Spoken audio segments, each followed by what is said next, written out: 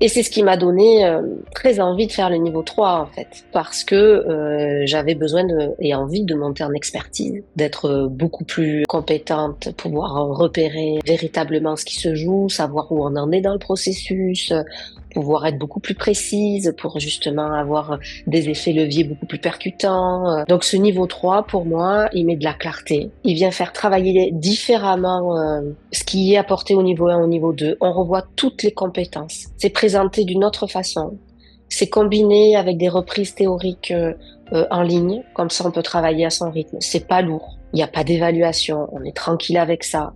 Il y a juste le plaisir de s'évaluer soi-même et de regarder où on en est et qu'est-ce qu'on a envie de compléter dans notre pratique. Puis, il nous a fait traverser beaucoup de choses, ce niveau 3 aussi, hein, au niveau personnel. On est à l'épreuve, un peu plus fort, on vient inviter beaucoup de parts de soi au travail, puisqu'on sait que, voilà, être compétent, être excellent, l'expertise, on se remet dans des carcans très scolaires, parce que là, c'est très structuré, très structuré. Et c'est en ça où c'est très aidant pour devenir plus expert. Et ceci dit, ça invite toutes les parts de nous qui ont souffert à l'école, ou qui étaient plus à l'aise, ou qui avaient besoin d'être regardés autrement. Donc beaucoup de choses s'invitent. Et encore une fois, les principes sont de mise et sont présents. Donc il y a une vraie alchimie dans le groupe qui porte énormément et qui aide à traverser ces 7 modules de ce niveau 3 qui nous permettent à la fin d'être vraiment très heureux de nous, très contents, parce que ouais, on sent que c'est comme une fin d'études. Ce dernier module de niveau 3 qui a eu lieu il y a pas longtemps pour moi, c'était en mars donc 2025 là. Eh bien, on est honoré pendant ces 3 derniers jours, chaque minute, chacune de nous est honorée du travail accompli et il y a une très belle célébration qui permet d'incarner tout ça, d'intégrer tout ça. Donc jusqu'au bout de la formation, le processus du modèle représente un processus qui nous permet d'intégrer des éléments de compréhension au niveau pro et au niveau perso. Donc c'est comme si notre potentiel d'être thérapeute en thérapie sensorimotrice était magnifié, était bonifié et atteignait une forme d'excellence, mais pas en termes de compétences.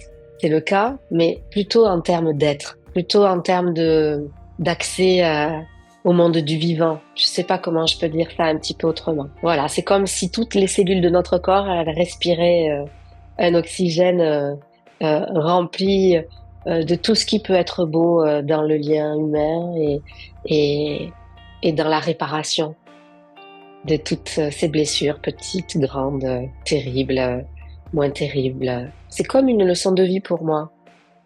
Ça ouvre un nouveau monde. Depuis le niveau 1, ça a ouvert un nouveau monde. Mais aller au bout avec des formateurs très accueillants, très riches cliniquement. On est nourri cliniquement. Et ça, c'est rare, hein. On a des gens très bons partout, dans plein de domaines. Et cette nourriture-là, par contre, franchement, sur les aspects de la dissociation traumatique, de la dissociation structurelle, des patients borderline, et même, il y a eu différents modèles présentés. C'était une nourriture, un terreau qui nous remplit encore et qui va pas s'arrêter de se remplir à la fin du niveau 3 non plus.